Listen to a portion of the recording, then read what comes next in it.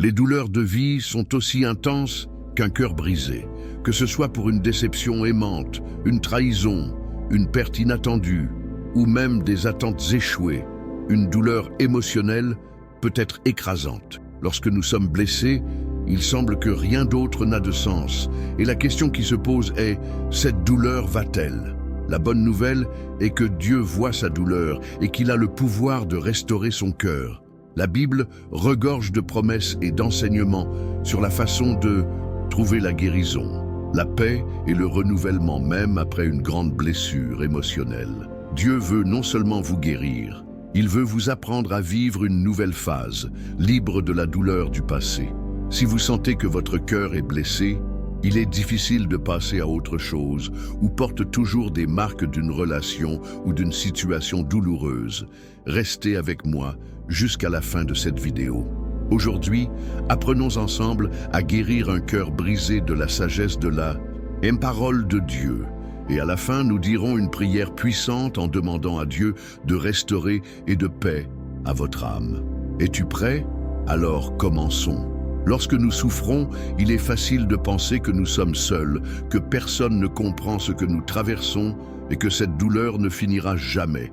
Mais Dieu voit toutes les larmes que vous versez, chaque angoisse qui vous serre la poitrine, chaque pensée déroutante qui vous traverse l'esprit. Il n'ignore pas votre douleur. Il se soucie profondément de vous. Le psaume 34, 18 nous apporte une promesse puissante, près du Seigneur de ceux qui ont un cœur brisé et sauve le contrit de l'esprit. Cela signifie que dans les moments les plus difficiles, Dieu ne s'éloigne pas. Il est plus proche que jamais.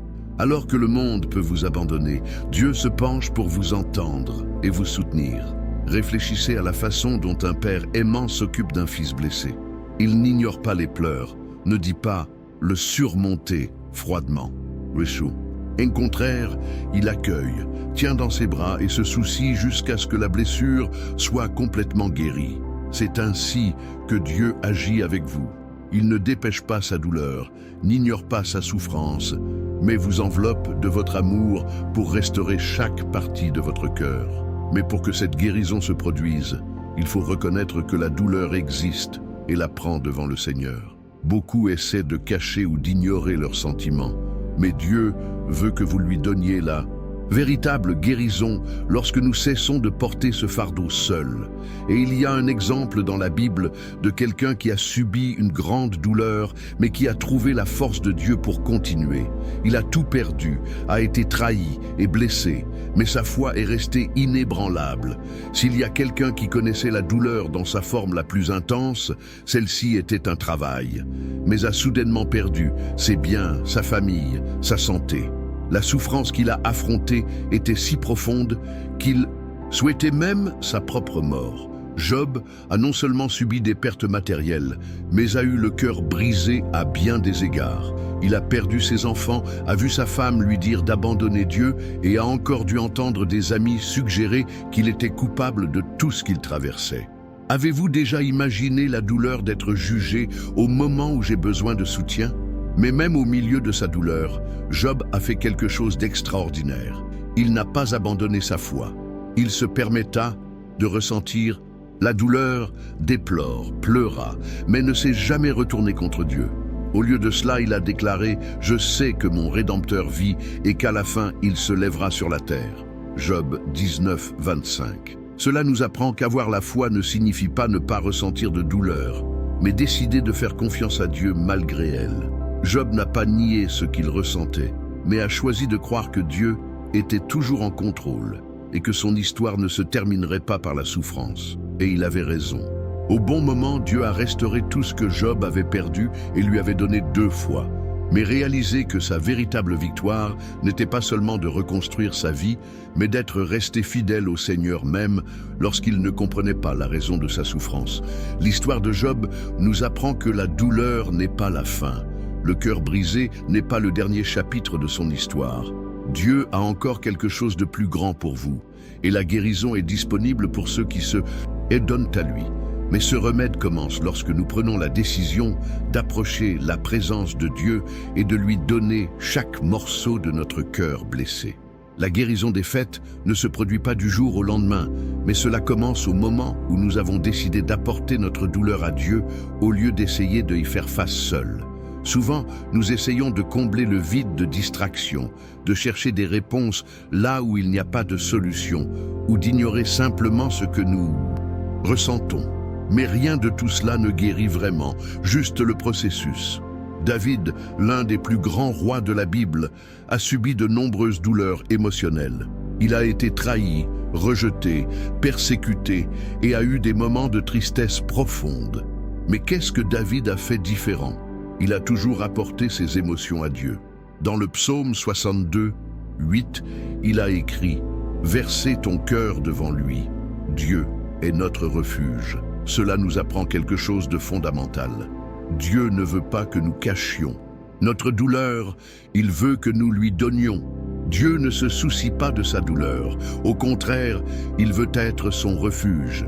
Imaginez un enfant qui se blesse et court dans les bras de son père. Le père ne rejette pas l'enfant, ne lui dit pas d'être fort et de passer sans aide.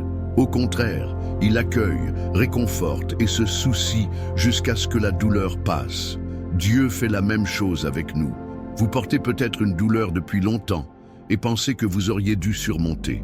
Peut-être que vous essayez de cacher vos sentiments parce que vous pensez que vous devez être fort. Mais la vraie force est de reconnaître que vous avez besoin de Dieu.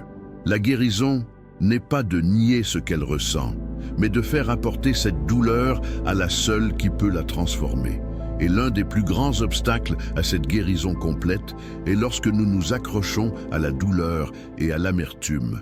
La douleur d'un cœur brisé peut devenir une blessure encore plus grande lorsque nous laissons la blessure et l'amertume prendre le dessus sur notre cœur. Les sentiments non résolus peuvent nous arrêter au passé et nous empêcher de ressentir la guérison que Dieu veut nous donner.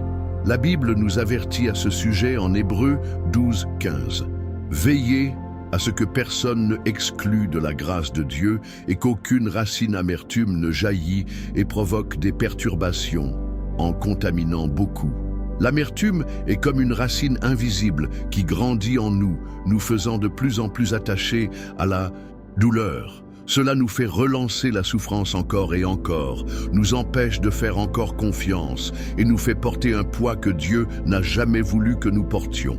Le problème n'est pas de ressentir de la douleur, mais de laisser cette douleur devenir quelque chose qui nous emprisonne.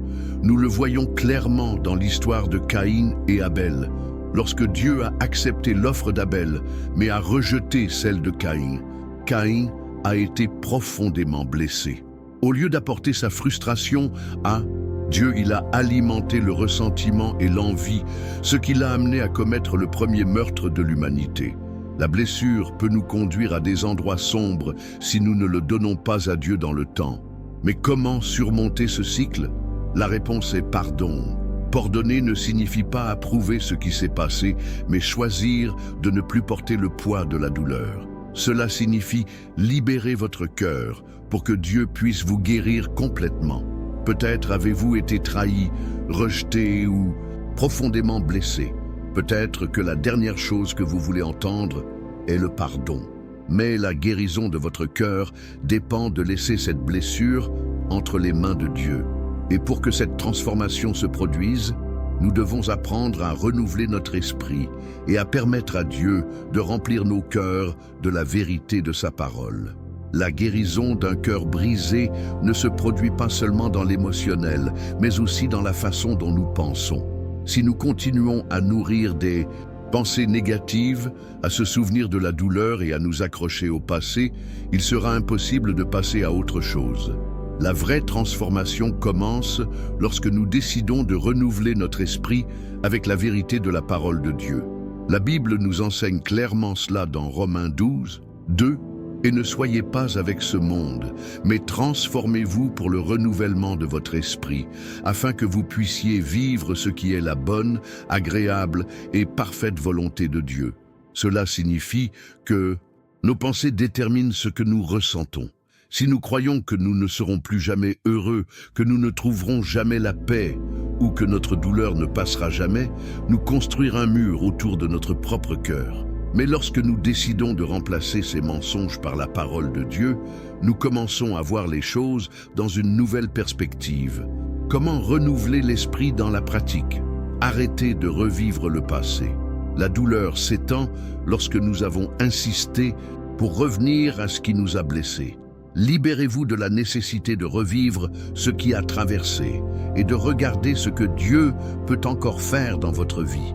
Remplissez votre esprit de la parole de Dieu.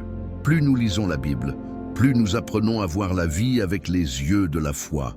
Dieu promet de restaurer les brisés du cœur et il n'échoue jamais. Déclarez la vérité sur votre vie. Au lieu de répéter des pensées négatives, commencez à déclarer ce que Dieu dit de vous. Dites « Je suis aimé de Dieu. Il a un but pour moi. Mon histoire ne se termine pas par la douleur. » Cherchez un nouveau but. Quand Elijah a été découragé et se sentait vaincu, Dieu l'a non seulement réconforté, mais lui a également donné une nouvelle mission. Souvent, la guérison vient lorsque nous trouvons quelque chose de plus grand à concentrer au-delà de notre douleur. Le processus de restauration peut prendre du temps, mais si nous renouvelons notre esprit quotidiennement, Dieu nous mènera à un nouveau départ. Et pour sceller cette décision de demander la guérison, parlons ensemble à Dieu maintenant. Si vous sentez que votre cœur est lourd, blessé ou porte toujours des marques de douleur passées, c'est le moment de tout livrer au Seigneur.